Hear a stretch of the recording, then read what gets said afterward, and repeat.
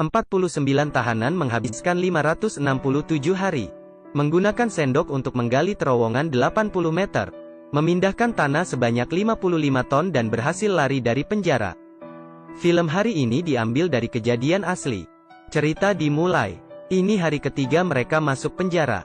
Leon dan dua temannya berencana untuk mencari cara keluar, menggali terowongan. Tetapi jarak dari sel penjara sampai keluar ada 75 meter. Di sekitar tembok, berdiri banyak polisi yang bersenjata.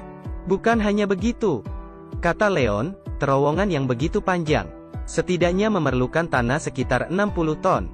Jika tidak ada penyimpanan tanah yang besar, semuanya omong kosong saja. Kemudian Bigot menemui Raphael, mengatakan dia ingin bergabung. Tetapi karena tidak dekat, Raphael pura-pura bodoh. Hari kelima, mereka memilih dinding di belakang meja. Di sini tidak terlalu mencolok, dan sepertinya kurang kokoh. Pertama mereka perlu membuat pintu sekitar 70 cm, yang terbuat dari lumpur, agar tidak ketahuan. Tetapi mereka tidak ada peralatan, juga tidak ada bahan. Kemudian seorang temannya mengeluarkan obeng dari sebuah gitar. Mereka langsung memutuskan, mulai dari atap sel sebelah, membuat lubang dinding yang besarnya sama. Padahal sudah terbuka sedikit, seluruhnya malah roboh. Mereka terkejut. Leon coba untuk memeriksa ke atas, membuatnya terkejut. Ternyata di sini adalah lantai teratas penjara. Sudah tidak perlu memikirkan tempat penyimpanan tanah lagi. Tiba-tiba terdengar suara gitar dari temannya. Ini adalah kode pemeriksaan para penjaga penjara. Leon langsung mencampur kapur dengan telur, seperti membuat adonan, membentuk persegi dan menutupinya dengan poster wanita cantik. Baru saja siap membersihkannya, petugas penjara masuk ke dalam.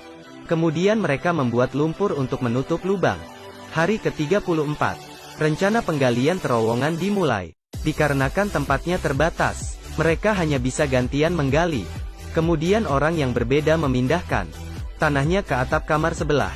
Untuk berjaga-jaga, mereka mengutus orang berjaga dan memberi kode. Hari ke-77, Raphael membawa tas yang berisi tanah seperti biasa. Tidak terpikir datang seorang polisi. Dia bertanya apa isi tas Raphael. Raphael sengaja menjawab 4 bom bakar dan 5 bom granat. Saat buka tas melihat isi baju dan kalengan, polisi tidak lanjut mengecek. Hari ke-83, tanah di atap sudah tumpuk menjadi bukit. Tetapi setelah diukur, penggaliannya tidak sampai 4 meter. Jika kecepatan terus seperti ini, maka mereka butuh waktu 4 tahun untuk menggali 75 meter. Saat ini sedang mengadakan pemilihan umum. Jika terjadi kekacauan, situasi di dalam penjara akan semakin memburuk. Sehingga Leon memutuskan untuk menambah orang. Setelah analisis, mereka seleksi lebih dari 100 tahanan, dan memilih belasan tahanan yang bisa dipercaya dan berkemampuan. Karena tim pelarian ini semakin besar, mereka membuat jadwal yang ketat. Setiap hari harus menggali 100 kg. Sehari 4 shift dan setiap shift 2 jam. Setiap kali selesai bekerja harus membersih seluruh tubuhnya. Tidak boleh menunjukkan kelelahan. Selain itu, mereka harus tahu waktu penggantian shift setiap polisi, dan kebiasaan patrolinya. Untuk mengurangi risiko, mereka melubangi plafon di setiap kamar, untuk mempercepat penyampaian tanah dan informasi. Suatu hari Leon sedang menggali.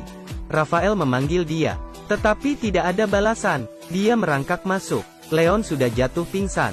Ternyata semakin dalam terowongan, semakin menipis oksigennya. Semua akan berisiko sesak napas di dalam.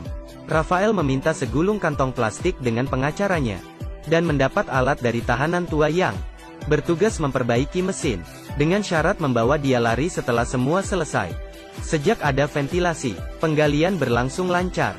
Hari kunjungan berikutnya, Raphael minta istrinya menghubungi keluarga tahanan lain, karena jalan keluar terowongan harus ada yang urus. Tiba-tiba kepala polisi melakukan razia dadakan. Meskipun kabar razia ini cepat tersampaikan, tetapi karena terowongan ini sudah panjang, mereka tidak bisa kembali dengan cepat. Melihat polisi hampir tiba lantai atas, Raphael hanya bisa mengajak tim pelarian untuk menghalangnya. Memanfaatkan kekacauannya, orang yang menggali akhirnya selesai menutupi lubang. Tetapi konsekuensi dari kerusuhan ini berat. Raphael yang memulai dipukuli dan dikurung. Hari ke-413, mereka sudah menggali 50 meter lebih.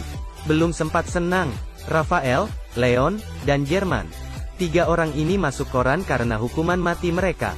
Ternyata karena kerusuhan sebelumnya membuat kepala polisi marah. Untung saja masih ada waktu sebelum dieksekusi. Hari ke-524. Tanah di luar penjara muncul sebuah lubang kecil. Sebuah sedotan keluar dan menyemburkan cairan merah. Tidak lama, seorang pria membawa seekor anjing menghampiri. Berkeliling sesaat kemudian pergi. Tidak lama kemudian ayah Leon membawakan kabar buruk. Mereka menyimpang dari tujuan sebesar 40 inci. Jalan keluar sekarang, tepat di dalam jangkauan lampu sorot. Selain mengatur posisi dan lanjut menggali, mereka tidak punya pilihan lain. Hari ke-559. Harapan sudah di depan mata. Tiba-tiba beberapa puing jatuh dari atas kepala.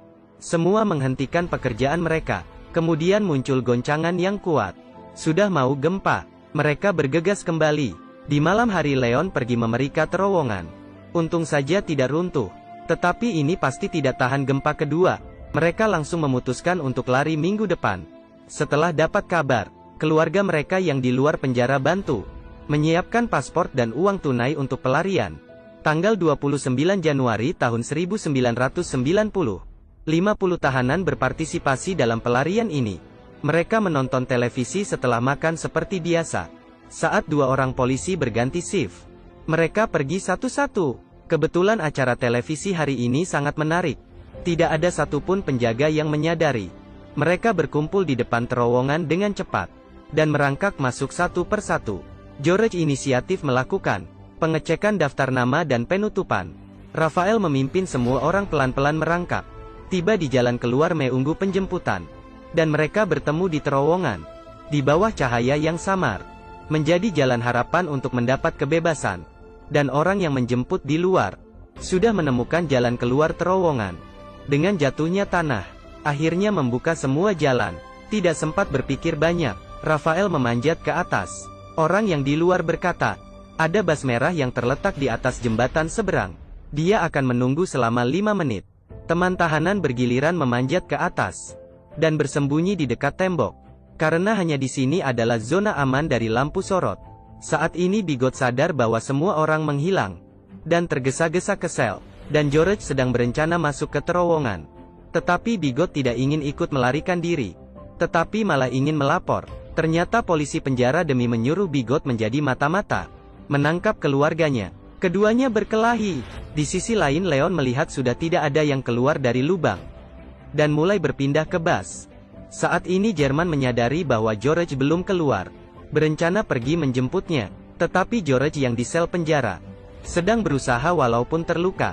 Sayangnya acara televisi baru saja selesai. Polisi dan tahanan mulai bubar. Melihat waktunya sudah pas, seorang pria memberitahu tahanan lain soal terowongan. Saat ini seluruh penjara menjadi ribut. Semuanya langsung berlari menuju terowongan. Polisi yang bertugas tidak berani mencegah.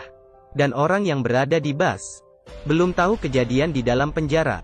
Setelah 5 menit, George dan Jerman masih belum kembali. Semua orang akan dalam bahaya jika masih menunggu. Busnya mulai berjalan pelan. Saat ini terlihat bayangan yang sedang berlari mulai muncul di dalam kegelapan. Itu adalah Jerman. Sayangnya dia tidak menemukan George. Tidak tahu lewat berapa lama, polisi akhirnya sampai. Malam itu ada 49 tahanan yang melarikan diri.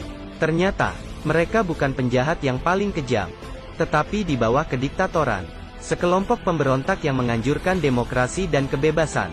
Pelarian selama 18 bulan ini menjadi sejarah kejahatan di Chili. Pelarian diri terbesar di penjara dan menggemparkan seluruh masyarakat. Setelah 17 tahun, tahanan lain di penjara dibebaskan. Pelarian yang mengejutkan ini akhirnya ditutup dengan sempurna.